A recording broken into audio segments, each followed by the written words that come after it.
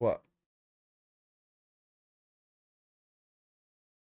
Oh, did it automatically go live? It doesn't usually do that. It usually makes me go live in the actual thing. But I guess we'll see. Hold on, let me questions. Doesn't usually do that. Okay, looks like we're live, Pong. If you want to, please make sure that everything is going smooth because we are now locked into living split screen, going over the E3 presentation of Battlefield 2042. But I guess as we get things started up and whatnot, get the people filed in. Oh, look at Boogie. Oh, Dragonheart Yobi. What's going on, my guys? What's going on? Yo, we in the building. We wanted to make sure everything is up and running. Usually OBS doesn't automatically make me start streaming. I wanted to come in here a little more professional, but I like this too because we wanted to give y'all that feel, man. We wanted to give y'all that feel, man. We're going to be in here talking about all the smoke and all the mess and our excitement for Battlefield. So, Dragonheart, that is right, Boogie, brother. What's going on, Shizno? What's going on, people? Good to see y'all here on this spontaneous stream. He said one day I'll be up early enough to catch Saturday Live. Hey, man, it's all good. Look.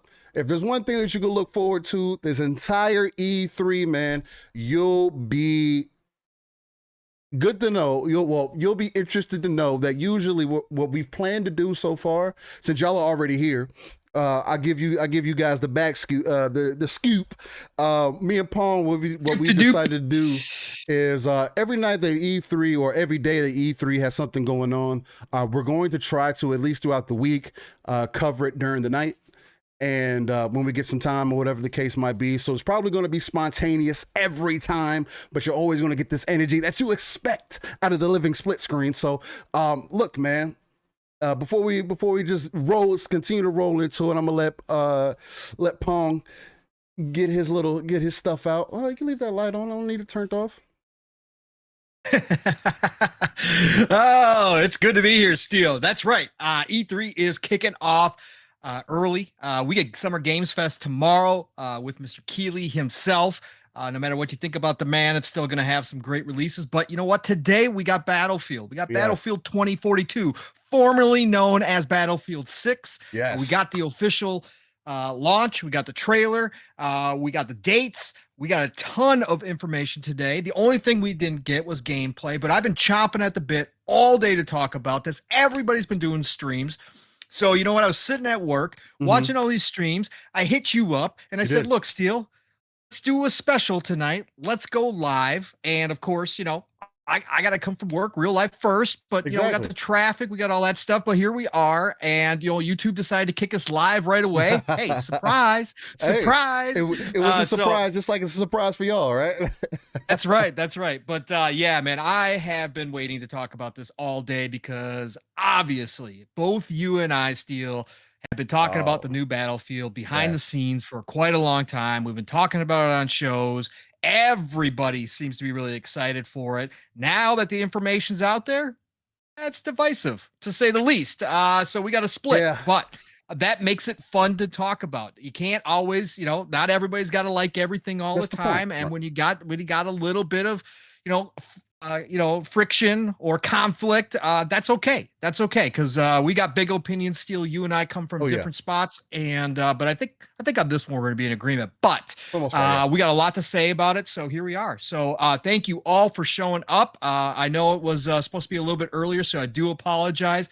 Again, real life sucks, traffic sucks, everything sucks, so whatever. But we're here talking games, and we got some exciting stuff to talk about with this Battlefield stuff. So let's get into it, Steel, for sure. You know, where do you want to start, Steel? Do you want to start with the elephants in the room and get the kind of the negativity out of the way first, or do you want to start with all the positives first? Where do you want to go? We'll definitely do that. What I'll probably try to do is we'll actually start off with I'm going to play the trailer. For those who may have not seen it, we're also going to kind of we could do kind of our live reactions to it or whatever the case might be, just to get a cool feel or whatever the case, or just be like the 12th time I've seen it today. Probably this will probably be my work. This will be my third time seeing it.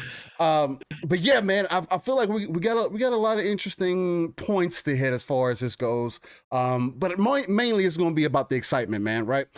So here it goes, man. Battlefield 2042. Hopefully y'all are feeling the layout. Switch some things up just to make it a little different, right? We're doing E3. I had to give you a different layout, man. But here we go, man. Awesome, Steel. But here we go. I like it. Hopefully y'all can hear it in the background. I'm gonna also see if Games I can Fest hear it tomorrow with Mr. Man, Battlefield 2042. Hopefully y'all are feeling the layout. Switch some things up just to I had the actual had the actual shit playing. I'm actually gonna turn it down a lot more just in case. Just in case. So one of the main things that I noticed about this Pong, man, is the use of the wingsuit. It has me extremely intrigued. I know back in the day, well, even to this point, they've used a lot of parachutes. Parachutes have been the thing, you know what I mean? So for them to bring in the wingsuit definitely piqued my interest off top. It already had me fully interested. I was like, okay, how are we gonna use this, man? And then as you see, we're rolling to this, gets into that scene where they're bringing down the walls and whatnot. You think with the wingsuit here, Steel, what that alludes to probably, and we'll talk about it in a little bit, but the specialist classes that they're going to have, the specialists that they're going to have available. I think that's where the wingsuit's definitely going to come into play. It's definitely going to add another element to the battlefield, especially if you're able to use things like we see later in this trailer, like the tornado, to give yourself an advantage, which they hinted at. Yeah. So I definitely think that's what they're going for here. And I think the specialists themselves, as we'll see, they're set up to be a kind of a battlefield, pun intended, but changer on the actual during the actual action. If somebody knows how to use a specialist right, it's going to create some dynamic different things within your squad, right? Yeah, and that's going to be huge. And I think the people that, again, I'm a lover of Battlefield. So, when you get down to it, when you get down to the serious parts of playing Battlefield, and you get a good squad together who's working together, you and I both know that can change everything. You can change. Again, you can be playing one of the big battles, and everything be going wrong, and you get a squad that knows what they're doing, and they can change the entire match within a matter of moments. Right. And that's the best part about Battlefield for me. I have so many memories of doing that exact same thing. Yeah, I have memories of all the craziness only in Battlefield type of situations that you can only, that we used to find, starting with Bad Companies and then Battlefield 3, Battlefield 4, man. So many different of those moments. But the real moments were, if you had a squad that knew what they were doing, whether it was you and your buddies or whether it was, you got lined up with a bunch, obviously a bunch of randoms, but you had a squad within your team that knew what they were doing, you could watch them shift the entire battle to a whole different side, right? And you could watch that happen. And those are the moments that I absolutely love. And I think that's what these specialists are going to do. The people that take the time to learn these specialists. And again, we'll talk about these guys more. They've showed off portions of them. I think that's what they're going to go for with this. And the wingsuit is just going to be one of the special abilities or gadgets, I think they call them in this one, that are set up to do that exact same thing. I think that's what we're going to be looking at with this new one. No, and that's a fact. They seem to be, again, I know one of the main things we were really hyped for is that the fact they're bringing it back to modern combat. It's something we've been missing from all these, from Call of Duty to Battlefield. We've been going back and back and back in the time. Just dealing with those older type guns and whatnot, the older play styles, really taking away what made the modern combat feel really nice. And it's been, for me at least, it's been a turn off. I mean, again, since about back in the day, especially when you go back to like Black Ops or whatever the case, that took it far enough back for me that, especially with like zombies and everything, because I think that was like one of the main areas that they did it in, was in the zombies mode. That's like really the only time it's kind of been acceptable for me to really go back in time and to try to take advantage of it, because it's like they were trying to do something with it and say, oh, the zombies has been what's happened ever since this time, or whatever the case might be. For Battlefield, from everything that I've seen, there's from the wingsuit to the robot dog to the electric tornado that we see pulling. All about those drone dogs, baby. All about those. I can't wait to call those in. The drone dog is going to be interesting because it's kind of coming across to me that we may have perks in this game. Now that could be a turnoff. That could be a turnoff for some people, but if done right, unlike Call of Duty, it could also add a variable to Battlefield that may be very needed. Again, on the current gen consoles, I believe we're sticking to the 64-player combat, so 32v32, whereas on the next gen versions of Battlefield, and I believe they're going to be the same version, it's just you're probably going to only be able to play. Hopefully we'll still be able to play together cross-gen wise, whatever the case might be, but there'll probably be game modes set up to where it's separated to where if you're doing 128, it's going to be locked off. I know that's going to be kind of messed up to look at as far as when you boot up the game or whatever, you're going to see something that's grayed out or whatever the case might be. I feel like it still makes sense though, because it gives you a chance to, maybe if you want the smaller combat, you can get in with your buddies or whatever on the current gen hardware, whatever the case might be. Or maybe, because Battlefield has always done that too, where they've had game modes that are more like team deathmatch like. It wasn't always Conquest or Rush or whatever the case might be. You always had your small objective type based game modes to get you in and out of your Battlefield moments too, and that could be a cool add-on just to not separate people too much. But from everything that I'm seeing in this trailer, I know people were saying, "Man, it's a CGI trailer. I didn't want to see the CGI trailer," but honestly, it was exactly what I was looking for. It hyped me up in ways when I watched it with 108 Dragons earlier.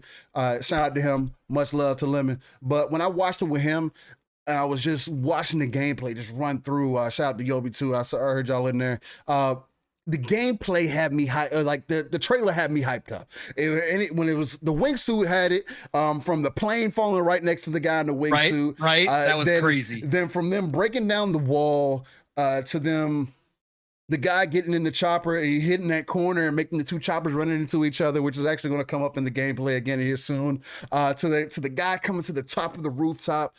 And then the guy on the roof. We don't know how the ATV got up there, but taking the ATV and ramming it into the helicopter. It's classic Battlefield moments. That's only in Battlefield is the phrase that we always remember, right? And there's another video that I'm gonna pull up, top 50 moments, I believe, of Battlefield 4, that I think is gonna be pretty awesome too.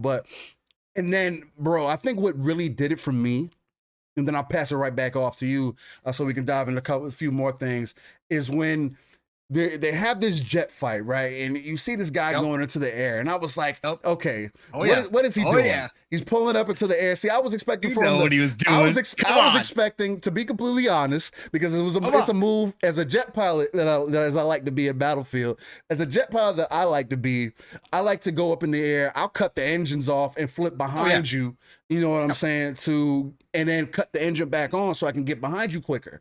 And that was always a tactic that, unless you really knew what you were doing, you knew how to finesse the jets. That's how you finesse it. But in this, and again, speaking to them paying attention to the community, them paying attention to what Battlefield is about, him going into the air, fucking locking it up and jumping out of the cockpit to shoot the man with the RPG, and then just clinging back onto this jet when he came down. I was like, yo, okay, I'm sold.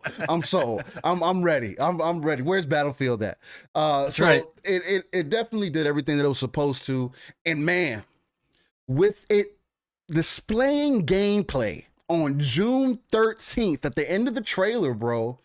What's going on June 13th, Steel? Is there something big happening? I don't know if people are recognizing that, man, but June 13th is also the Xbox Game Showcase. Oh, what? You're kidding me. E3 presentation for Xbox, man. Wait, what day is EA going at E3? What day did they announce? Never. They didn't announce a day. That's They weird. didn't announce a day. That's very strange. You know what I'm saying? That's crazy to me, right? So it only makes sense. So that kind of adds credence. And I don't. We like to go to speculation town, right? You typically do it with Boom, and I'm right there. I'm right there along with you. It's a gaming, so I always like to travel right back into speculation town with you guys. Absolutely, Sunny. I see unicorn. This game. I know because people, we're going to talk about the whole $70 thing. I think that's one of the first things that we can jump into because we want to jump into that smoke, right? Yeah, we'll jump into smoke. Yeah. We definitely want to jump into some smoke because I feel like on this topic we may be a little divisive, but for the most part on the same page. And I forgot where I was going with this. Oh no, I know, I remember exactly. With them showing revealing gameplay on Sunday, I have a feeling that it is going to be part of the Xbox showcase. And the reason that I feel this way is because EA and Xbox already have a close relationship. Right? We have confirmation, by the way. Oh, it has been confirmed. Yes, it was confirmed by Andy McNamara, formerly of Game Informer. That's how I knew him from way back in the day. He is now the head of comms over at EA for DICE, and he did tweet out, "We'll see you Sunday, June 13th during the Xbox showcase." I gotta throw my hands back and say, Pong, I think there may be a bigger play in act because I know a lot of people were talking about this whole $70 thing, right? I'm gonna pass it right back off to you because I've been talking for a minute. Yeah. But one of the last things I wanted to say is that what if Battlefield ends up in Game Pass? I know a lot of people were saying, "Oh man, there's no way. They're going to want to see. They're going to want to see the moves that can be made, how many they're going to sell, and whatever else the case might be." But let's be honest. The last couple of Battlefields haven't done the greatest for what EA would want for their first-person shooter, right? One of their top-notch first-person shooters. Battlefield has been a thing, at least for myself, since Battlefield 2. Goes back to 2005. And it was a strictly multiplayer game. So with that being said, Pong. Yes. With me going into speculation town where it's bright, sunny, 75, it's rainbows, as Les Boom likes to say, as y'all like to say, right? Unicorns and rainbows, baby, everywhere. What's going on? I am the mayor of speculation town. So you are the mayor. You are the mayor of speculation town. And Boom's the governor. Yeah, exactly. Pong. Yes. What do you think is going to happen with them announcing gameplay being revealed on Sunday? And with that, how do you feel about the game releasing? Because this is something that's been very, very talked about. People are very divisive on this.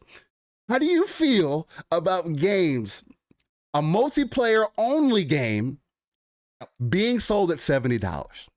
Okay. Kill them. All right. So we got big topics here. So I'm gonna hold those for a second here because I went off on a tangent about the specialist talking about the thing. So I just wanted to cover real quick what we're seeing in the trailer here from the aspect of just the overall feel. Like, because you talked about like how some people don't like to see CGI trailers. They just want to see gameplay. And I get that. But for the initial showing, this was perfect. This was old school Battlefield. They had to prove to people these were the trailers that we got for 3 and 4, right? This is the hype that we got for 3 and 4. Yes. This is the stuff that we needed to see, all right, as a Battlefield fan base, and maybe some people that have started to really hear about Battlefield because maybe they are, there's young people who may not have experienced 3, right, and 4, right? There's that possibility. So they needed to show what they were going for here. Right. And I think with this trailer, they harkened back to those days in so many different ways. The utter chaos that can happen in a Battlefield game when you've got 100%. This many people running around. We've never had 128 people on console before. Never. So again, but even back to the days with the 64, right? The 32 on 32, the utter chaos that can happen in one of their maps, especially with their well-designed maps. This is what this showed. And now they're adding elements and they gave us a feel that, hey, yes, it's 2042, but we're not taking it to the future like Call of Duty did with Infinite Warfare, right? Where some people had real issues by going that far advanced. Right. They wanted to show that this was actually going to be more just modern with a little bit of upgrade action, like drone dogs and like wingsuits and that kind of stuff. And I think they came across with this trailer, they blew it out of the water. The hype afterwards from people was insane. People were going nuts. People Rip Call of Duty was trending for a while. Okay. It was getting out of hand at one point, but I think everybody's been so excited to see a Battlefield go back to its roots and get back to what made Battlefield great with those only in Battlefield moments that we talked about, Steel. That was what's important for EA. That's what's important for DICE, to recapture that, rekindle that flame that was there back in the day when Battlefield and Call of Duty were talked about side by side, right? Yes. They were in competition with each other. They did the same things, but they did them differently. And there, you had your, hardcore Call of Duty fans, you had your hardcore Battlefield fans, and then you had like the people like me that played both, but always had a preference, just like Xbox, just like Sony, the same thing. You always had your preference. But Battlefield back in the day used to push Call of Duty. Call of Duty used to push Battlefield. They would try to outdo each other. Call of Duty always had the edge. After Bad Company, Call of Duty always had the edge in the campaign. But a lot of people like the feel of Battlefield multiplayer, right? And that's how it always kind of swung, I should say. Yeah, they always were. It was always that push. And we haven't had that. And we've seen Call of Duty in a lot of ways stagnate. Right. We've seen Call of Duty in a lot of ways. Every iteration, people are more complaining, right? And that's because Battlefield has not been there innovating to push Call of Duty. We see it with Madden on the EA side. Madden has no competition. They've gone stagnant and people complain. Yes, they still buy it every year. Yes, people still buy Call of Duty, but Battlefield needed to be there. And I think this was just to show everybody that they are going back to those old feels again, to get things right and to set everything straight, right? They took extra time. They brought in Criterion. They brought in extra teams to work on this thing. So I think that's what this trailer did, was to show that off. Right. And I'm happy that they did it this way. I'm extremely happy as a Battlefield fan to see them give us those little glimpses at the way Battlefield used to be and why we all fell in love with it. So for me, perfect trailer, setting up for Sunday, June 13th gameplay. Yes. How it doesn't get much more perfect. Even if people don't like CGI trailers, to only have to wait a few days until you get gameplay, perfectly done. This is the way you do it. And I think this is probably why they pushed back from the May reveal. They kind of figured out that timing wise, it would be great just to give somebody a trailer and then a few days later, give them gameplay and have all that hype rolling right into E3 weekend, right? Because everybody's talking about this game now. This is the game. Like everybody was just talking about Ratchet and Clank. Now everybody's going to be talking about Battlefield leading into tomorrow with the Summer Games Fest and then into the weekend with E3. So this was perfectly done. Now, as far as the stuff that we were talking about there. So what was your first question, Steele? I know the second one about the smoke, about the second one is the smoke. The first question is, you probably dove into a little bit, but the first question was, how do you feel about the Battlefield gameplay reveal being shown possibly on the, because I don't know if it's been 100% confirmed. We know it's coming out. Xbox has so even Xbox has confirmed it. Okay, excellent. Yes, thank you to Fun Speculation. Mav, he tweeted. He tweeted my DMs. The Xbox. Excellent. So it's been officially confirmed that Battlefield will be shown. Listen to me, ladies and gentlemen. Battlefield 2042 is going to be shown on the Xbox stage. What do you think is going to happen, Pong? Why would they be showing it on the stage of Xbox? Yeah, obviously they got the marketing deal, right? They got the marketing deal. That's one thing, right? Sony's got Call of Duty, and Microsoft is now backing with their newfound friendship with EA. They've got the partnership going, so they've got the marketing rights to Battlefield. And I have a feeling from everything that they're saying that they kind of built. Yes, it's cross-gen, right? But from everything they've been saying, you can tell they focused on the next gen. I think because we all know I don't care what anybody says about any type of the gameplay or problems that Battlefield has had. You go back and pop in Battlefield 5 with the improvements, the small patches they did for the next gen consoles. Right. That game looks gorgeous. The Frostbite engine is amazing. It is one of the best engines. It may not be the best engine to do every game like EA was trying to push all their teams to use. Battlefield? For Battlefield, that's what it was designed for. It is perfect. It is a gorgeous, gorgeous game. So I imagine that this is going to be a showcase graphically for the series consoles. They are talking much about the old gen. You could tell they're really. I don't think we're going to have a cyberpunk situation here. We've seen this cross-gen with Battlefield before between the 360 PS3 and then going into the Xbox One and PS4 era. We saw the same thing. The older consoles had smaller maps.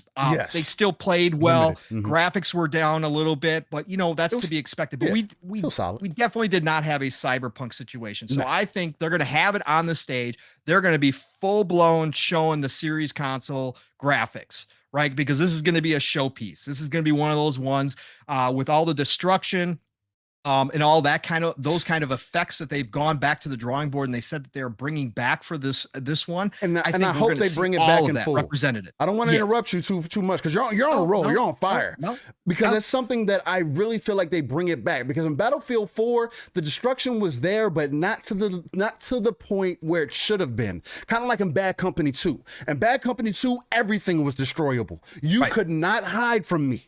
There was like, if I shot an RPG at the wall, that wall is blowing up. I'm taking the whole building down. You want to sit there and keep sniping at me. You know what I mean? So if they completely envelop all of the destruction, because that could be one of the main things that they do to separate the two versions, right? Now, I mean, it would suck. It would definitely suck if there was that big of a difference. It would. I mean, it is what it is. But hopefully everyone will be able to experience what Battlefield is truly about, what made Bad Company 2 so great, and then what they need to bring into Battlefield overall. Because Battlefield Bad Company was like the arcade style of Battlefield, right? More so. It was kind of like the Horizon kind of. It had a Horizon feel to it. You know what I mean? Kind of. You know what I mean? I'm not going to be 100% behind that. You know what I'm saying? But if I had to compare the two, especially with like the campaign, it didn't take itself very seriously. Well, the campaign gave it that feel. It was a buddy cop campaign. It was beautiful. It was but even the multiplayer, most well-written. Even the multiplayer had the same kind of feel. Like it was Battlefield, but you could tell that it wasn't like per se like a main line Battlefield game. You know what I mean? It was a different feel. I'll give you that. It was a different feel. A little bit. You know what I'm saying? Just you trying to use that as some kind of perspective. But anyway, go ahead, man. You on a roll. So I think that again, we're just going to see it a full blowout of gameplay. I don't know how long. I expect we're going to get a generous amount of gameplay. I think this is something they're definitely hyping. Again, if it is graphically what I think it probably will be with the new Frostbite engine that they've been working on, and because they've been pumping this next gen experience so much, I have a feeling that Microsoft and Xbox are going to want to use this again, since they don't have a lot of first party to show that we know of. Again, E3 could change everything. We're probably going to see, obviously we're going to see Starfield. We might see Wolfenstein. Forza Horizon 5 is going to look absolutely gorgeous, and we got Halo. But again, you can't have enough different games that show off your hardware. And I think this is going to be one of them. Now, as far as the Game Pass stuff goes, yes, I still think it's been denied. There's been stuff. Tim Dog, shout out to Tim Dog. He talked about this on a couple different shows that he heard in the background. There was people laughing about the idea that people were talking about this going into Game Pass day and date. If it's not day and date, okay, if the pre-orders are off the charts, and I think they're going to watch these pre-orders, this is why I'm backing off of my expectations for a Game Pass announcement on stage with Xbox. I think EA is going to do EA things. They've got the hype right now. There's been a ton of people pre-ordering already without even seeing gameplay. I think they're going to watch those numbers, and they're going to want to see the base that they have until they make the decision to put it in Game Pass. But I think we're not going to have to wait a year that we generally do for games that are an EA Play to drop in. And obviously now Game Pass Ultimate because EA Play is with it. But I don't think we're going to have to wait that year. I don't even think we're going to have to wait 6 months. This is coming out in October. I think before holiday. I think they drop it into Game Pass. Let me step in. Let me step in right there real quick. What if, because we're seeing it already with some games, right? Where a game will come out for Xbox Game Pass, but won't be on PC Game Pass. What if this could be a possible play where they say, look, we're not going to be able to put it on console Game Pass, but because we are trying to reach that market and really break into the PC market to show face and everything else. I know a lot of people say PC already gets a bunch of love, but how much more of grace would they give if they say, look, PC day one, Game Pass Ultimate PC, if you got it, you're locked and loaded, just load it up, you're ready to go. Could. Do you think they've been doing it. Now this is I gotta kind of chuckle because we're getting spoiled as gamers, and it's already started with Game Pass, right? This is one of those things, right?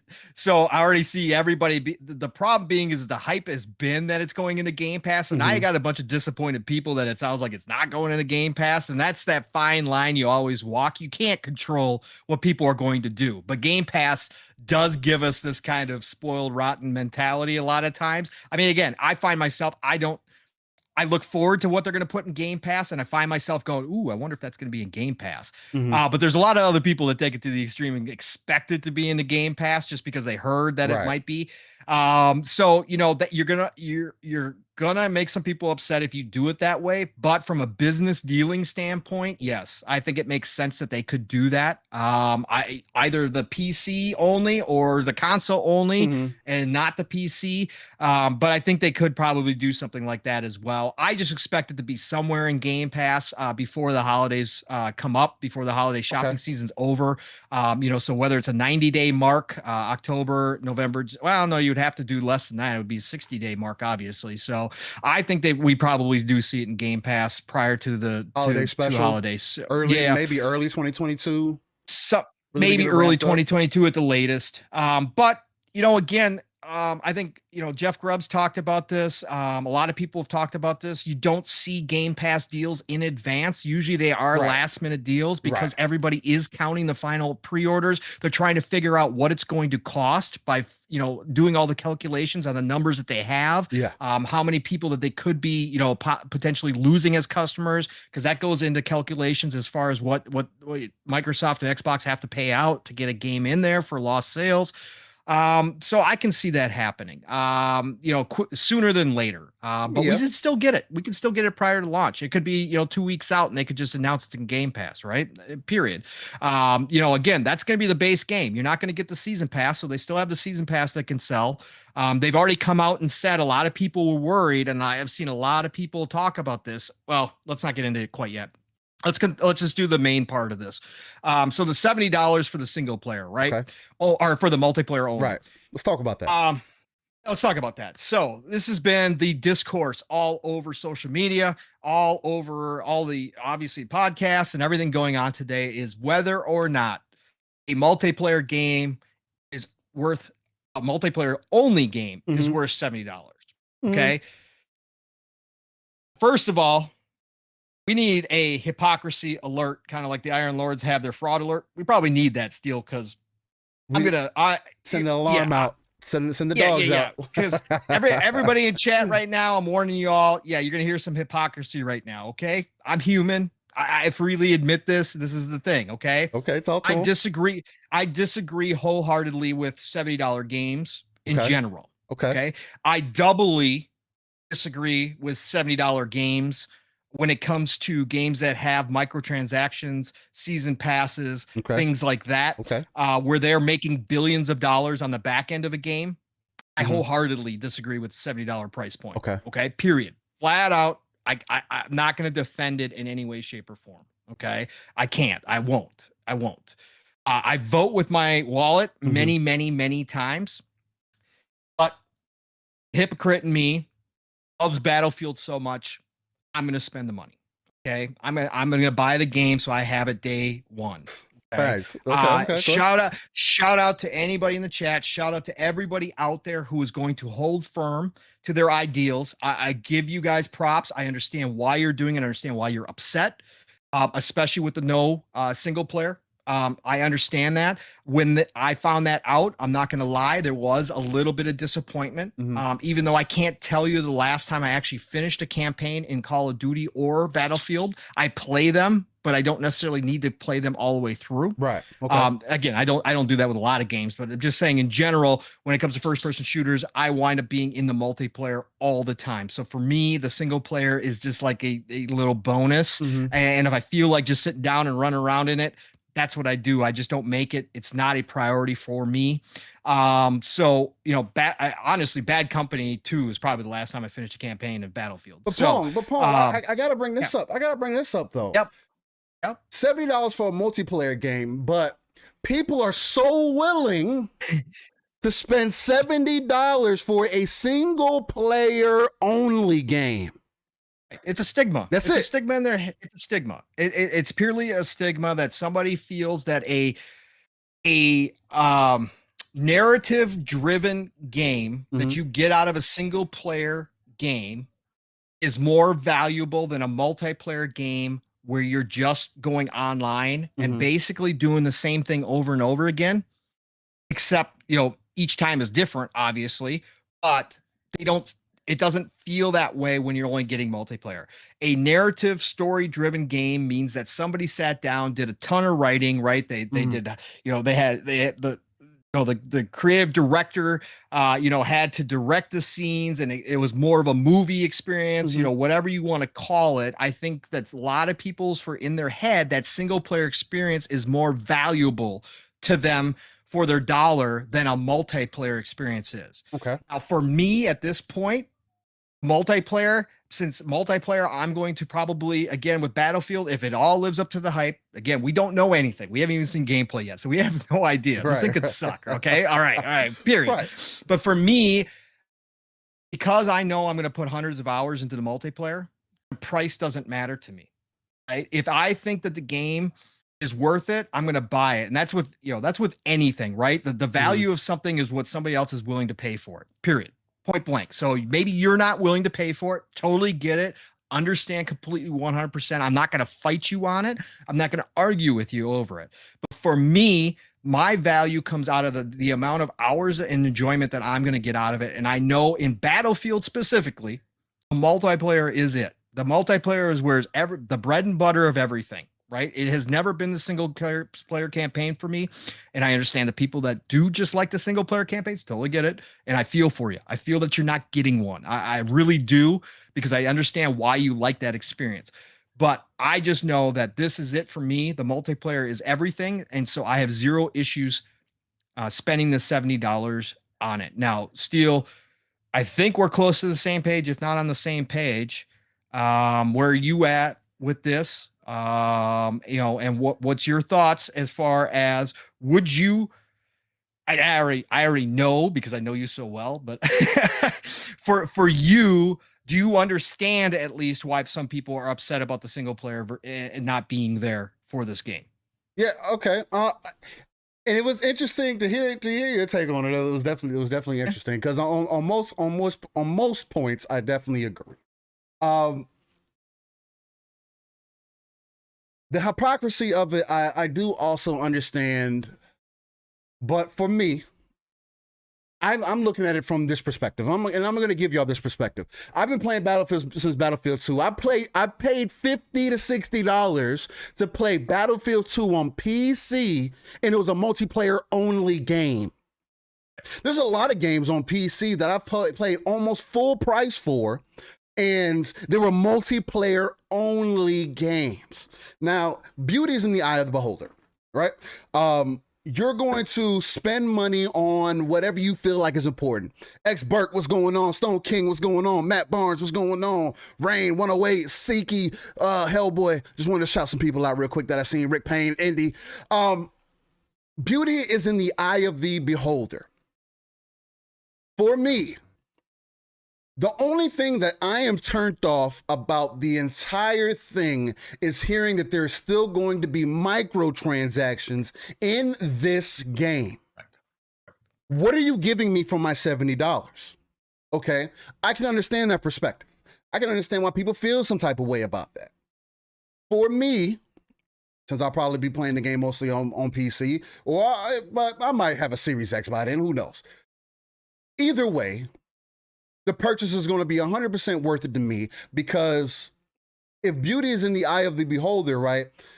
Me paying $60, $70 for a game that I'm going to get 1,000 hours, if not more, of playtime out of, experience, dedication, leveling up, catching bodies, whatever the case might be, is beyond worth it to me. I'm also of the mindset that there's a lot of MMOs and other multiplayer games that you have to pay monthly for.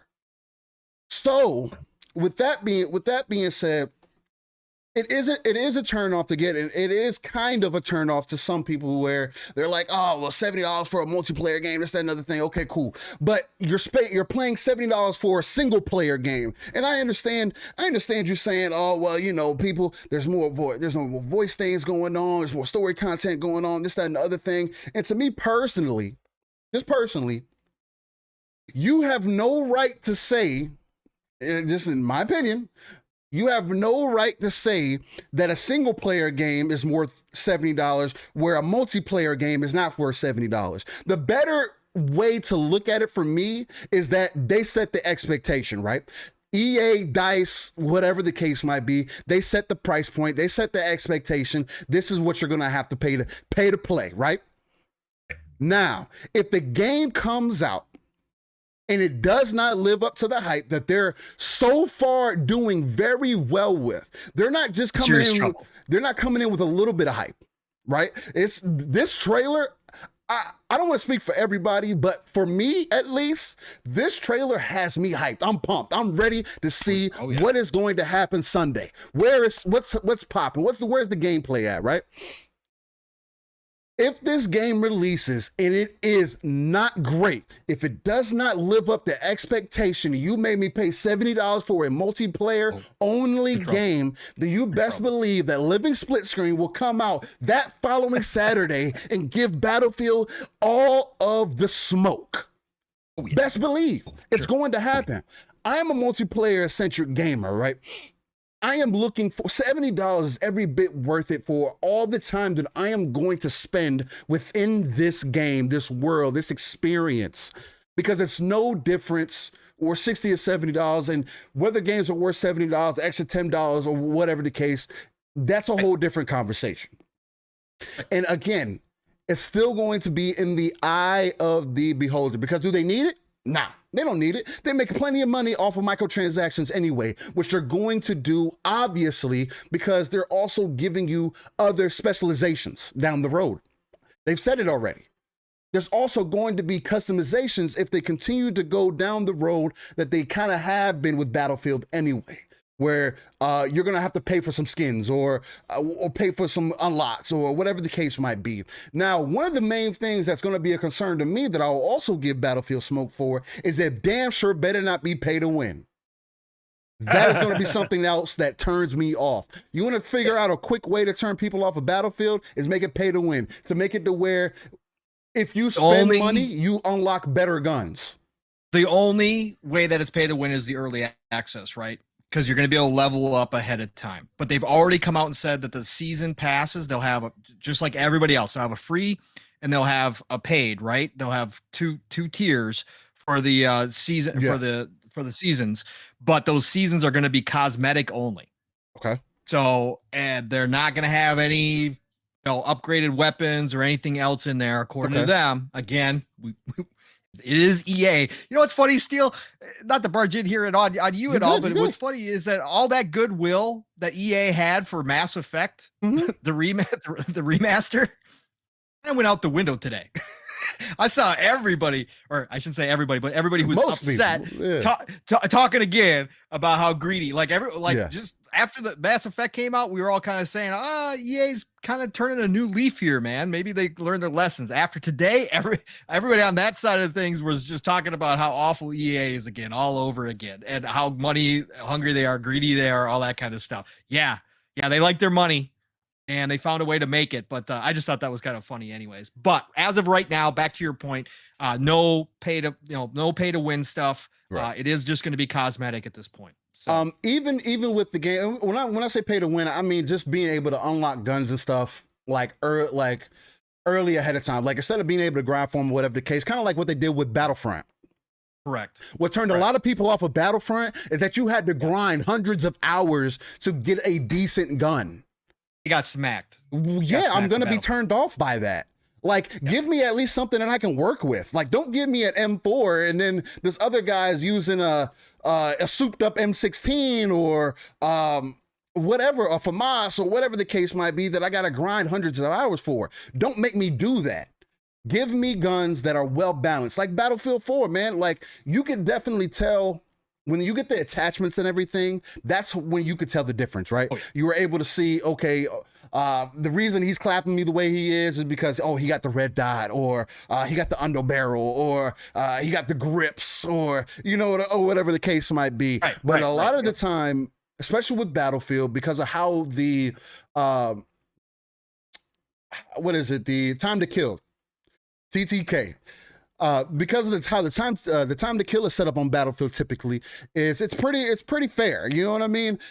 Because of the gameplay that Battlefield brings, you can pretty much use any gun that you want and get you some good kills off. You know what I mean? At least balance it out enough to where if you use for example, if you're using the medic class, you can usually, and if you're doing decent, if you're playing your role, because that's the other thing about Battlefield that people forget, is that you have to play your role also. It just can't be you going out here shooting and doing whatever the case might be. You don't have to. Not picking up people. Squads. Oh yeah, we've seen those. But you also see those people that end up, you can have 50 kills and be at the bottom of the leaderboard, right?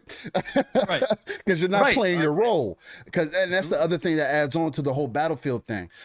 That's one of the things that I don't want them to bring into it. But as far as like the whole $70 thing, brother, $60 thing, or whatever the case might be, again, beauty is in the eye of the beholder. If $60, $70 is worth it to you for the game, you're going to spend that money on it. But don't sit here and say that a single player game is more worth it than a multiplayer game is, because one, you're going to get less than 100 hours off of, maybe more if you really want to extend it out like Valhalla does. Like I've put over 100 hours in Valhalla, and I've been turned off by it low key because it's like, damn, does this ever end? You know what I mean? And I'm the type of player, like once I get invested in the world, I want to fully finish the game. I want to do everything. You know what I mean? Or at least try to, you know what I mean? So it's like, if you give me a less than 100-hour game and that's $60, $70, why can't a game that I'm going to put 1,000 hours into be worth that same price? I just hope that because they're also giving us season passes, not season passes, but battle passes as we're calling it now, that they're not unreasonable, right? A lot of the times anyway, I don't know, but I can't speak for everybody. Not everybody gets the default version of the game. So you're going to get your $100 version or whatever the case might be, because you're going to get your version and then you're going to spend X amount of dollars on the game anyway. Now, if the game comes out in Game Pass, just per se, because it doesn't have to, right? Nobody. That's another thing that I always want to get across to people, is that no game has to come out in Game Pass. It doesn't have to. It's just a benefit. To me, it's a benefit because in a game like Battlefield that's multiplayer only, you'll make more money. People will be willing to spend $60 on cosmetics. I'm that type of gamer. I'll do that quickly. If I get the game for free, if I get the game for $10, $15 a month. Again, what were you most excited about Mass Effect? Oh, that's right, the alternate uniforms. That's right. Hey, I was excited about the story, but the cosmetics made it great. Right? They made it very enjoyable. I'm not gonna lie. We know, Steel. We know. But it's like I'll spend the 60 bones on cosmetics if you drop it into a service, right? That's just me though, right? It's different for different people. I just don't like the whole narrative of, oh, it's not worth this or whatever the case might be. And you haven't even seen the gameplay yet. Like, I understand because it's a multiplayer only game. But even then, I don't get it because I've been doing this. Not saying that it's right or wrong or whatever the case. Again, speak with your wallets if you really want to. That's what it's about. Zero issues. But 9 out of 10 times, people are not going to speak with their wallets anyway. So at the end of the day, it's still on us as gamers to make that final decision. Because if we don't spend the money on it and it doesn't sell like that, then they're going to probably put it in a service or something to get that traction. So for me, it's just one of those things I don't understand necessarily. Like, I'm on the fence. Like, I understand it, but I also don't understand it because again, beauty is in the eye of the beholder. Like I keep saying, correct. If it's worth that money to you, you're going to spend that money. Exactly. And that's any game. That's anything in life. That too. That's anything. One car is worth $100,000 to somebody, and somebody else would say absolutely not, never. Right? Yeah, exactly. That's the way it is, man. That's the way it is. And there's nothing wrong. And there's nothing wrong with that, right? It's just there's different perspectives. I think that's what makes us great as gamers. We just kind of have to be on a uniform front as far as like what we're looking for. You know what I mean? Shout out to go ahead. Oh, I was just going to say, shout out to Rick Payne. Yeah, again, he said doesn't even matter, Steel, for some people like me because I don't buy games at $60 either. I wait for a sale. Hey, look, hey, Rick, absolutely. I'm a budget gamer, bro. I rarely buy games at full price, right? I have a budget for the year. That's why Game Pass is so incredible because with Game Pass included in my budget, it frees up extra funds that I normally didn't have. Right. To buy games like Battlefield day one that I truly want day one. Yeah. If I didn't have Game Pass, I would be much more spread out and choosy about the games that I'm buying. But man, PS4, I got nearly every single one of my games on PS4 except for a handful. And I own like 200 and some games. I got them all on sales, right? I got them all on sales or through PS Plus, right? I'm a budget gamer. That's how I do things too, Rick. So I totally feel you, man. I totally feel you. Battlefield is just one of those games I've been waiting for a long time. So for me, the value is there. I'm willing to spend it. And Steel, I was going to admit something to you, brother. Go ahead. I was going to admit something to you. What you got? When you were talking about your cosmetics, okay, you know me, you know me behind the scenes. We've had conversations while I'm playing Call of Duty, right? And I've bought, given Activision extra money, right? I have done that. I know. So I was gonna say, I'm not gonna lie on this one. I'm gonna actually probably squeeze the Ultimate Edition in just so I get that Onyx pack, okay? Just so I get that Ultimate Onyx pack, the black camo for the guns and for the yeah, I'm probably doing it. So I just had to admit that right now. No, and there's nothing wrong with that, man. It's just there's different perspectives to really attack this whole thing by, right? Battlefield 2042 did everything. They did everything that they were supposed to do with this trailer. It hyped me up. I'm excited for E3. It's gaming Christmas, man. And just to really like this is the start of it. And to start it off like this, it's taking my expectations and it's skyrocketing it above into outer space, man. Because it's like, what is going to happen next? Jeff Keighley starting this whole thing tomorrow. Summer Games Fest or whatever the case might be. He's starting that tomorrow, and then it just ramps up from there. And then boom, we roll into Sunday with them showing gameplay on the Xbox. And now, Steel, and now not only that, but Xbox, we now are pretty much confirmed at this point. We're going to see Halo. We're going to see freaking Starfield. Yeah. We're going to see Forza Horizon 5, Mexico. And we're going to see Battlefield play, right? Yeah. Like that is like right there. Right there. If we get all four of those, and let's just assume Starfield is a good blowout with gameplay, a normal Todd Howard blowout, and let's assume that Forza Horizon 5, it's all ready to rock and roll. Surprise announcement, even though everybody kind of knows it's there, but still a surprise announcement because we have seen and heard nothing, and it looks gorgeous, which I'm sure it will because all the Horizons do. Right. But just those four things right there. Sunday is already a win. Okay. Sunday is already a win in my book. My hype level right there between those four things, it's a lock.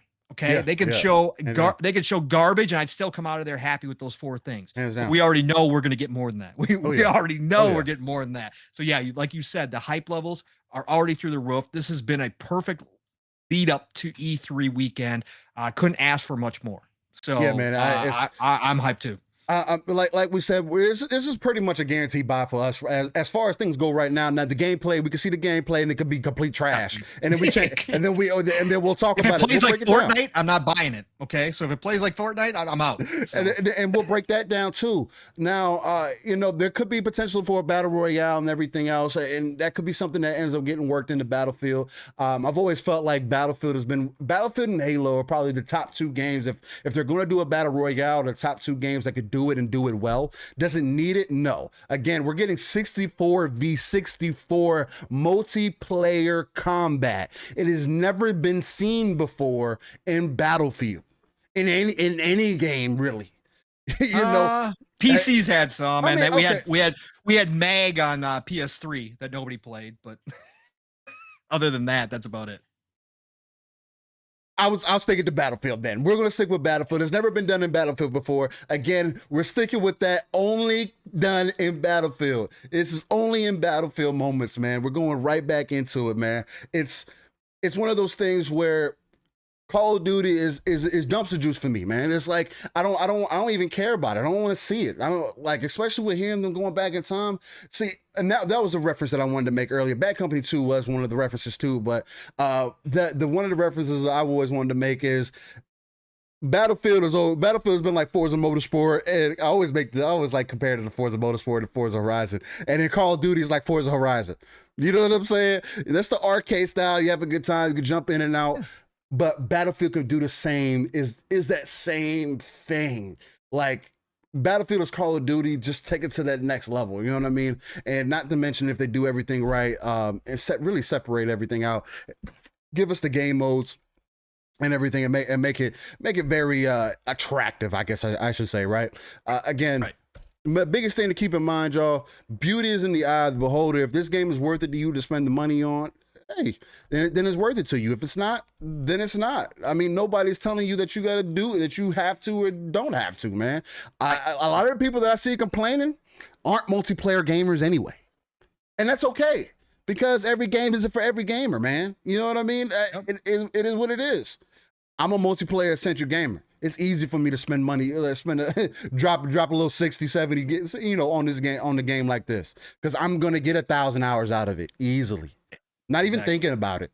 You know what I mean? Exactly. And I'm a Battlefield head. You know what I mean? So it's just one of those things where you play, like you say, Pong, play what you love, what you play, and just keep it pushing from that point, man. You know what I mean? you gotta play Worth It by YK Osiris. That's funny as hell, boy. I see you. Real quick though, I wanted to shout out to everybody that came in, man. Wait, this is a quick little show. We wanted to come in here again every day for E3, even for the Summer Games Fest. We're going to try to come in here during the evening and break down whatever happened that day. Today was Battlefield. We wanted to get in here, throw some smoke out there, have a discussion. Again, as you see, me and Pong can easily have a discussion for an hour about something like this. And we could probably go another 45 minutes just talking about our experience with Battlefield. Everyone loves our voices. This is what you get. I hope so, because you're going to get this energy every time. This isn't turn off, and this is all show. You know what I mean? And y'all caught me on a good day because it's work, man. So I'm trying to tune down a little bit, but it's not working even with the Yingling in hand. You know what I'm saying? Battlefield, baby. It's Battlefield. It's Battlefield Day, baby. So look, man, I just hope that everybody is excited to see what Battlefield is doing to bring back the hype, bring back the energy, bring back the only in Battlefield moments that we've seen. That's what turned, again, if y'all been watching this gameplay trailer, I've been watching it about 20 times by now. You know what I'm saying? And it's just like every time that I keep seeing it, I get more and more excited about it. Whether it's the vehicle to vehicle combat, whether it's the player to player combat, and again, if you're not a multiplayer kind of guy, don't be worried. There's also AI combat that they're giving you if you want the single player experience where you could just hop in, be in an AI filled game and still have your good time. You don't have to play, with a bunch of other people if you don't want to. The fact that they're doing it this way, man, it's just insane. Again, getting that E3 hype up there, and it's just taking it to another level for me, man. Real quick, I want to shout out everybody in the chat. Indy, the Indie Gamer, Hellboy, Rain in the Third Eye, Stanley Francois. Good to see you, my guy. Oh, our buddy. Yes. Tool Man, my Let's Go. Love it. Who else we got in here? Who else we got in here, guys? Let's shout out some other people. Caitlin. Caitlin was in here. Fastback. We got almost the whole Xbox Ultimate crew in here. Almost all my extended family is in here. And by the way, guys, if you love Living Split Screen, guess what? We're doing a mashup on Sunday for the Xbox show. We will be over on Fun Speculation, aka Mav's channel, with Xbox Ultimate crew, my other extended family, but myself and Steel will both be there. We're doing a mashup. We're gonna have a great time over there watching the show together. So come check us out there on Sunday. That's a fact, and it's gonna be an all-day event, man. Where we're gonna talk about we're gonna get your live reactions, kind of similar to what you're getting now. We're probably gonna take that hype meter up to the next level. Hopefully, I'm not tipping over myself or anything the case might be. But yeah, definitely catch us Sunday, man. Where we're gonna try to keep that hype meter up there especially as we roll through the week. We're still going to have our show on Saturday mornings, so definitely expect us then. 9 a.m. Central, 10 a.m. Eastern, 3 p.m. UK time, where we'll definitely talk a little bit more about Battlefield and everything else that happens into E3 predictions as we roll into Saturday, and our mainstay E3 predictions and overall what we're expecting as gamers for this entire rest of June, man. Other than that, look, again, for this to be like kind of a last minute thing and for people to get, caught up, to get in here and just tuned in, man. Hopefully y'all enjoyed it. We started off kind of rough because I wasn't expecting some things, but hopefully y'all enjoyed the layout. Y'all like how everything's looking good, crispy on y'all side. We didn't have any drop frames today, so that's excellent. Everything is working smooth. So no complaints there. Johnny No Life Gaming, what's going on? Johnny! But man, hey, brother. Yeah, to start it off on a Wednesday with Battlefield 2042, get those hype meters up, get them up. Let's get it going. Steel, come on, Steel. Let me tell you about the hype. Come on. I texted my kiddo today.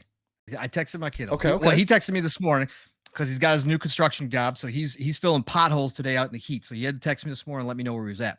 Okay. So, anyways, I texted him back and I said, look, after work, you have to go check out the new Battlefield trailer.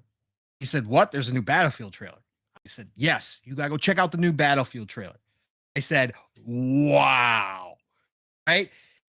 And then, okay, he hits me back up again and he said he stopped to watch it. He's like, I can't believe what I just saw. And I'm like, I know.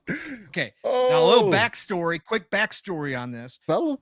This is one of the reasons why I have so many memories. My kiddo and I've had him playing first person shooters since he was probably 5 years old, right? I had him on Call of Duty, not online. Okay. Not with the headset, not listening to all the garbage back in the day, but he was playing shooters. He is extremely competitive and very, very good, but his love, he is now 20. He's turning 21 this year.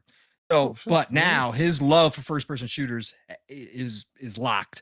But Battlefield, that kid sat when he was, when he was probably probably about 11, 12 years old. That kid sat and practiced with helicopters for Battlefield 4. Okay. When was that? 12, 13? Yeah. He sat and practiced with helicopters because he wanted to learn how to fly the helicopters because hardly anybody knew how to do it. Right. And we played a couple matches and we had this guy on one of the squads in our team on our side that could fly a helicopter. Yeah. And he got obsessed with it. He was like, Dad, I want to learn how to do this. I said, well, you got to practice. It's going to take a lot of practice. He sat there in the training mode and practice. That kid became so good at flying helicopters. I'll tell you the story real quick. We got into a match and there was a match, Battlefield 4. And there was one with hangars in the map. I forget what map it was, but there was these giant hangars. I think I know what you're talking about. And each hangar had a capture point, right? And they were across the map from each other. That kid, the doors on the hangars were closed to know, just barely open, but they were open enough that you could fit the rotors in there. Oh, If you could snap. fly it straight. That kid got so good at flying helicopters, he could fly a squad of our squad in, get it through the hangar doors, land us in there. Nobody was expecting this stuff. Nobody was expecting. Every time we caught people off guard, we Oh, captured that shit. point. Then he would lift off, take back out, go back out of the hangar so he didn't lose his helicopter from the ground fire. Right. Wait till we captured the point. He'd be flying around outside and come back in, pick us up, and we go to the next spot. Okay. Kid was ridiculous. Anyways, point Gotta being love is it. I said, you're going to have to get good at helicopters again. And I said, you're going to have to get a Series X by October. Yeah, that's a And he fact. said, and I said, by the way, I got some killers. Okay. I got some killers that we can pull in. We're going to squad up and we're going to go in and take care of business. I That's said, we're fine. about to become some hardened criminals That's in the new battlefield. And he goes, all right, I'm going to start looking for a Series Yes, X. let's Now, go. Mind you, he's on a PS4, but he's like, I'm going to try to get a Series X by October. Yes, sir. Let's oh go. yeah. Let's Oh go. yeah. That's hype. That's some hype shit, man. I've always been similar the same way.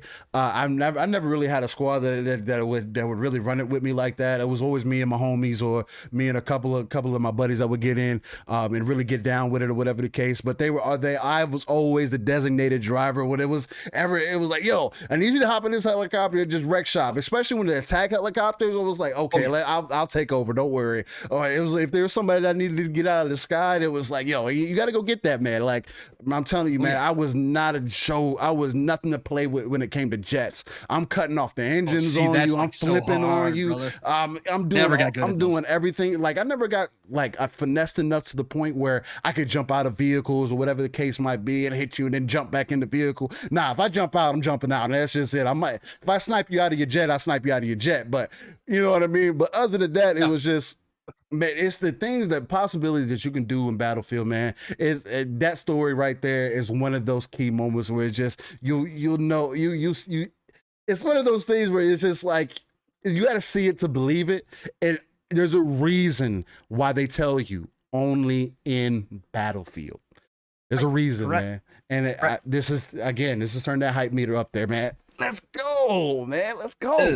Let's go. We didn't even talk about all the good stuff, by the way. You and I just chat so much, Steel. It's incredible. We didn't even go through all the stuff that we found out today about it. I mean, we covered a little bit, but yeah, man, there's so much good stuff here. 3 different modes for anybody who hasn't heard. 3 different modes. Like Steel was talking about, if somebody wants to play single player, they're going to have the bots. I hope they're going to use the bots to fill too when on those days when things are a little bit light. Hopefully there's never a light day, but as we know, some days are light on the servers. Hopefully they fill the bots in. People have been requesting that for a long time. I wanted to see that for a long time so you can get the full matches in, especially the 128. That's going to be important. Right. But to know that if I want to go practice, like if I want to go practice my flying, if I want to go practice my helicopter runs, I can actually go into a single player match, get the bots to fill in and go practice and have some fun. That's always a good thing. But they're going to have 3 modes. They are hinting at that one of the modes is going to be free to play. They have not confirmed it. They said stay tuned, but I think they are actually, even if it doesn't go into Game Pass, people are going to be able to get a taste of Battlefield. Yeah, 10 hours through that 10-hour demo too. Yeah, that 10-hour demo too. But they're talking about one of the modes being completely free to play. Oh, okay. They are talking about that. But yeah, you're going to get the 10-hour demo if you're a part of EA Play. So everybody's assuming, obviously, with Xbox Ultimate, you're going to be able to get the 10 hours. If you pre-order, you get the early access by a week, which is huge. Yes. Again, that's probably the biggest pay to win part of this, is that everybody that does pre-order is going to be able to get that week's head start, which I'm in. Man. But yeah, 3 modes. They have yet to talk about one of the modes. But the other modes, currently speaking, are let me see here if I've got that back up again. All Out Warfare, which is the conquest and breakthrough, make their return on a massive scale to support 128 players. The next gen consoles and PC, so PS5, the series consoles and PC are all going to have expanded maps. The maps are going to be gargantuan, and so you're gonna have 64 and 64. Last gen, whatever you want to call it, are going to have smaller maps, limited to 64 players total, which you and I talked about earlier. Then they have Hazard Zone. Now, this one they said is they've made it clear this is not Warzone. Warzone. They've said that they don't have a battle royale mode right now. They don't want to talk about it now. Whether or not that's that third mode, they have not said. We don't know. But Hazard Zone is going to be more, and this is going to be fun, Steel, when we get good. This is going to be more smaller squad based. Squad up and drop down into the Hazard Zone, an all new high stakes multiplayer experience. Stay tuned for more information. So this sounds like this is going to be more specialized, much smaller maps. Obviously, they're going to tone down the maps, probably objective heavy, right? Where you and your squad are trying to go in and complete. You know, maybe it's just straight up multiplayer. Maybe it's just straight up, you know, obviously normal. Maybe it's more hardcore mode, but this sounds like they've got something special planned for those players who want to get a little bit more personal with their experience than the 128, right? So that's going to be cool. And then we get to see the third type style. They're going to probably, I imagine, talk on the stage. I would not doubt that they're going to do that. And then what else? We got the 10-hour demo, 128. Oh, you're going to be able to, they've come up with a new system so that you can change your loadouts on the fly, or I should say some of your attachments on the fly. You don't have to hop in the menus. Obviously, we've seen different ways of doing this, but they're kind of pumping this up. And you're going to be able to extend out the underbarrel. You're going to be able to swap out the underbarrel, swap out like your silencers, and swap out your scopes and that kind of stuff on the fly in cover. They said you're going to be able to get in cover quick, do the swap, and get out and back into the action again. That's going to be dope. They're also going to be able to pick different parts up off of the field from dead bodies. So somebody you kill has attachments that you like, you're going to be able to grab them. Right. Ooh, and then they got this, and then they got the specialist, and the specialists are going to have 10 total specialists. So you got 4 classes, the classic classes, and then they're going to have specialists for each one of those, right? They've announced 4 of them, plus there's 2 extras. So we got 6, I think we got 6 more to go here. But each specialist is going to be, have one perk, which is a like a proficiency. It's just going to be active all the time, right? And then you're going to have one. Actually, I think I've got those people. I can read through them real quick. Hold on for a second. I'll bring them up here real quick. But yeah, they gave the names and the people here. Let me see if I can find that. Yeah, here we go. All right, so the specialists that have been announced so far. Number 1 is Webster McKay. He was born in Canada. He is the assault class specialist. His gadget is grappling hook. Interesting. They're bringing a grappling hook in. That's gonna be kind of crazy what you could pull off with that. We'll see how much they allow you to pull off with that, but that could get kind of nutso. But grappling hook, and then trait is nimble, which means with your trait, it's just a passive active, whatever you want to call it. And what they're going to do is it will actually allow you to run and gun faster. So you can aim down sights and move faster at the same time. Then we have Maria Fallick. Born in Germany. She's the support class specialist. She has an S21 Cyrite pistol, and her trait is a combat surgeon. So the pistol allows her to shoot people from afar and heal them. I know that's got you excited, Steel. Medic. Oh yeah. You'll shoot them. Yeah. Yep. And the combat surgeon trait ensures that Maria always revives players to full health, rather than the slow recovery of hit of your energy bar, right? So she's going to give them full health right away. Then they have Peter Boris Guskowski, born in Russia. He's the engineer class. He has a sentry gun for his gadget, which is always going to be nice. Oh yeah, absolutely. Automatically spot and engage enemies. And the sentry operator trait, which buffs the turret's efficiency when standing near it. So the closer you are to it, the better that thing's going to perform. Okay, crazy, but good stuff right there. And then you got Whiskus Casper Van Dale, who was born in South Africa. He is the recon class specialist. He's got the OVP recon drone, and his trait is movement sensor. So with the drone, you're going to be able to control it. You can use it to spot enemies and disrupt electronics with EMP darts. You can manually fly it, but you can also leave it hovering in the air where it will continue to spot targets. So if your squad's moving in on a building, set that drone up. That's dope. And then leave it, and you're gonna be able to keep keep spotting and signaling you when it sees somebody. Oh, that's going to be pretty. Yeah, that's gonna be so. And the movement sensor will help you detect incoming threats.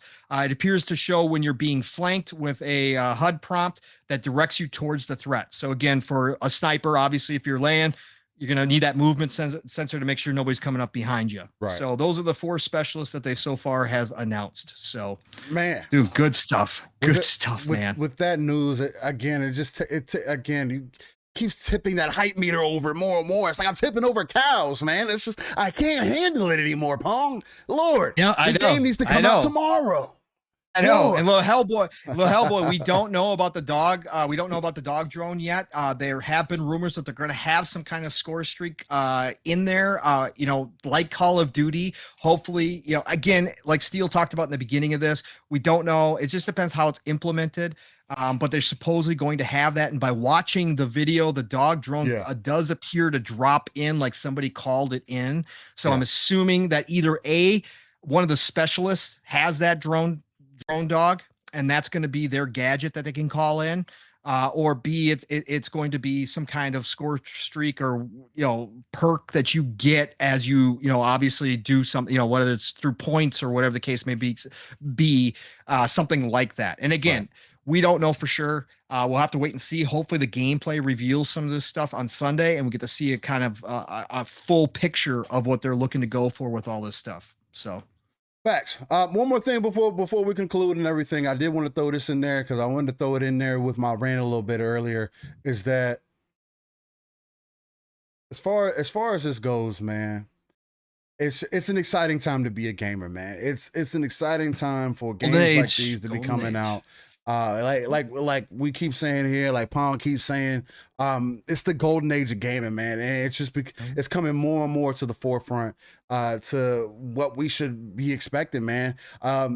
This is our E3 breakdown for Battlefield 2042, and again, we're going to continue that hype going. If you love what we did here, again, it's going to continue to be spontaneous. I do want to set the expectation that we will more than likely be going live every night for the rest of this week. As long as there's content dropping, we're going to talk about it at least. Excuse me. Except Friday. Except Friday. Okay, except for Friday, because we got Friday night shows. I don't think we'll have time to do it. Well, for sure, actually, so Friday nights, for sure, because we got there's Xbox Ultimate and GRG, so we'll definitely be caught up with that. So you'll get plenty of more info then. So definitely tune in for that, so we can continue that hype train going, man. I just appreciate everyone for being here. Hit that like button, subscribe. Again, much love to everybody that came in and tuned in. It was a spontaneous thing, spare the moment kind of thing that we wanted to throw together for the people, man. Put our energy out there, see what people were thinking. And other than that, man, Phantasy Star New Genesis has released today. If y'all are interested in that, check that out. Much love to everybody, man. Absolutely. Other than that, man, Pong, is there anything else that you would like to say, bro?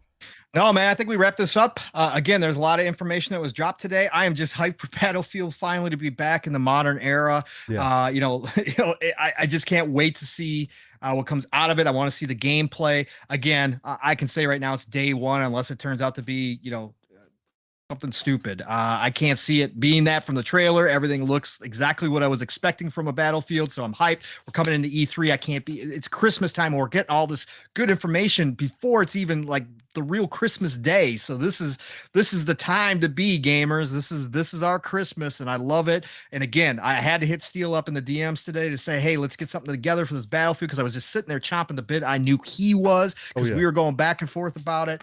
And I'm just happy that all of you came out here. Mike Sperling, thank you for showing up, brother. Stanley Francois, Hellboy, absolutely. Mr. Kima, I see you dropped in, man. Thank you. ATL, appreciate you, brother, for stopping by. Rain of the Third Eye, everybody who's still here.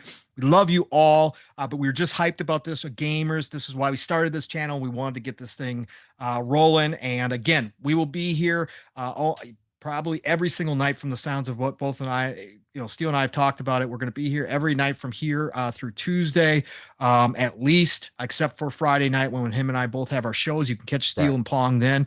But otherwise, we'll be here just wrapping up the day, and what we saw and kind of giving an overview of things. So be on the lookout for, those tweets. We'll definitely get them out there. I don't know, time wise where we're going to be at because, obviously real life and all that good stuff and, all that jazz. But we're going to try to get that done, at least give you a review of what we saw during the day and our feelings, our thoughts and feelings on it. Saturday morning, be there. E3 predictions will be hyped because you can already tell it's Steele and already excited. So we're going to run down all the E3 stuff and give you our best predictions and some of our speculation town rainbows and unicorns predictions. Living split screen Saturday morning, 10 a.m. Eastern, 9 o'clock Central Time, 3 p.m. UK time. Be there. Tell everybody, anybody who's got nothing going on Saturday morning, but they want to hear some E3 talk, come on by. Show them our channel. Let's get it out there. We're gonna be having a good time and just can't wait, man. So thanks again, Steele, for doing this with me tonight, brother. Hey, by the way, I got M&Ms. If anybody wants to stop by, I'll pass out the M&Ms so everybody can gather around the fire and we'll get our E3 conversations going. Look. Wait, was that 108 still out there talking about that? He was talking about that earlier. Look, 108. That's funny. You forget. We've seen where you live, brother, and you got a full candy shop. Just saying. Hey, so you know what? Go grab your own M&Ms. He said he's the movie theater. Hey, man, the last thing that I kind of want to tell the people, just to kind of subside the people, multiplayer-focused games, at least from Battlefield, have always been solid. Looked at Battlefield 2, looked at Battlefield 3, look at Bad Company 2. Yeah, it had a decent campaign, but the multiplayer is what people remember. That's what you spend thousands of hours playing. So if the game is worth that money to you, nobody else can tell you different. The beauty is in the eye of the beholder. The value is up to the consumer. And if you don't like it, speak with your pockets. Absolutely. That's all you can do. But for me, I'm going to catch y'all on the battlefield a week early. That's right, bro. Catch us right here Saturday mornings. Living split screen. Our bullets. Yeah, you're gonna be catching them. You're gonna be feeling that purple rain. That's right. But yeah, man, catch us every Saturday morning right here, Living Split Screen, where we give it to you live, raw, and uncut. Give you the energy, authenticity, and organic nature that only Living Split Screen can bring you from between the brothers from another's Pong Soul and Steel Rain. Other than that, Friday nights, GRG, catch me there. Catch Pong on Xbox Ultimate. And let's get this E3 hype started, man. Let's go. Battlefield 2042. This is our E3 breakdown. Much love to everybody that was tuned in, man. Absolutely. Love y'all. Peace. Respect. Later.